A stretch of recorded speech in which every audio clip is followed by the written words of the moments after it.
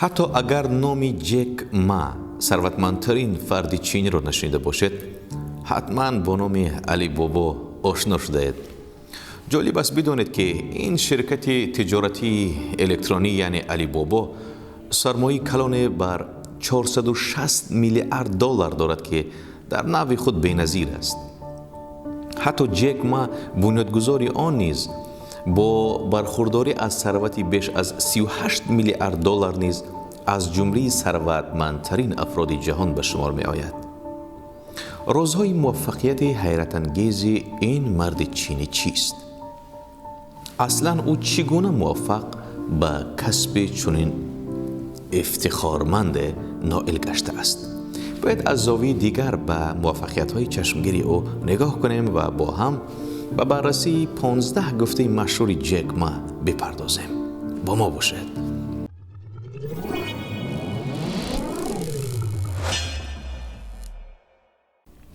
جک ما به عنوان نخستین کارآفرین چینی شناخته می شود که عکس او در مقاله مجله مشهور جهان فوربس نقش بسته است.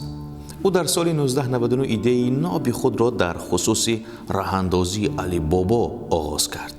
تجارت او فروش که تنها با گذشت 20 سال از زمان راه‌اندازی آن بیش از نیم میلیارد مشتری دارد آغاز گردیده است.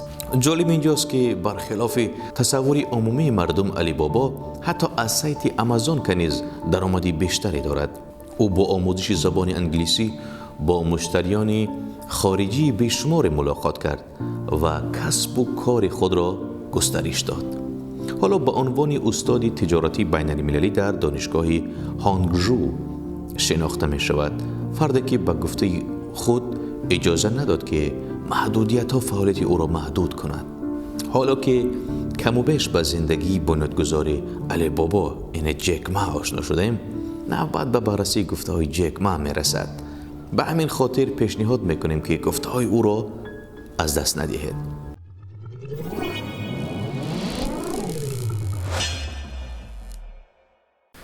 جک ما به راه‌اندازی علی بابا عزیزان دید در حوزه مدیریت و راهبری زبانزدی عام و خاص است. او از جمله برترین رهبران جهان در حوزه فروش و سرمایه گذاری به شمار می آید. اما راز سربمهر او در خصوص رهبری چیست؟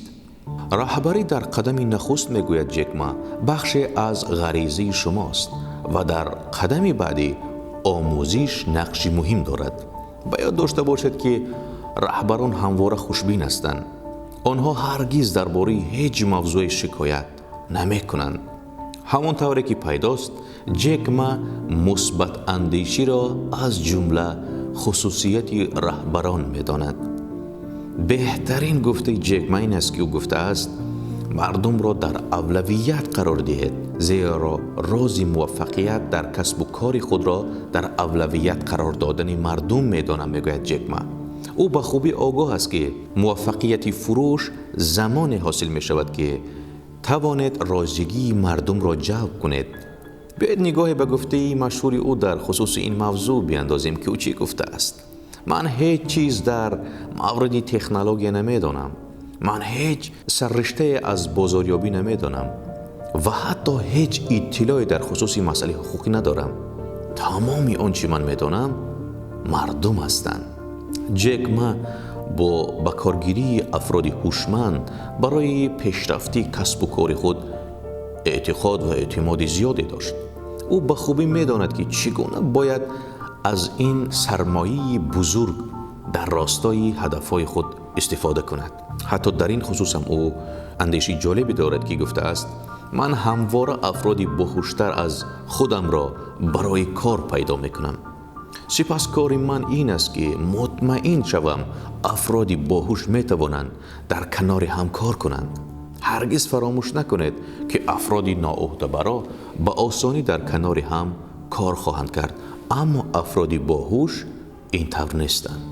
اگرچه بسیاری از افراد ثروتمند و موفق دنیا نیکوکاری را در کمک کردن به دیگران می‌دانند، جک ما نظری کاملا متفاوت دارد. نگاه او به این موضوع جالب و شنیدنی است. او گفته است نیکوکاری به معنای کمک به دیگران نیست.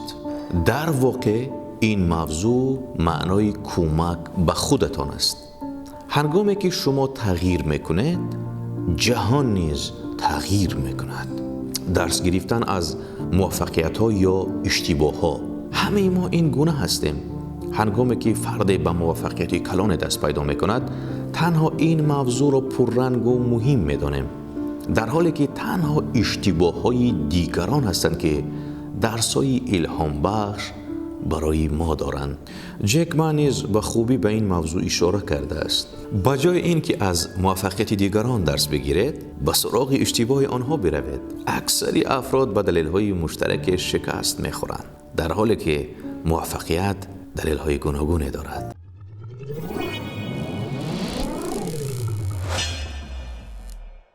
باوری داریم که از این پندها و اندیشه های جک ما برای خود چیز گرفته باشید. موفق باشید.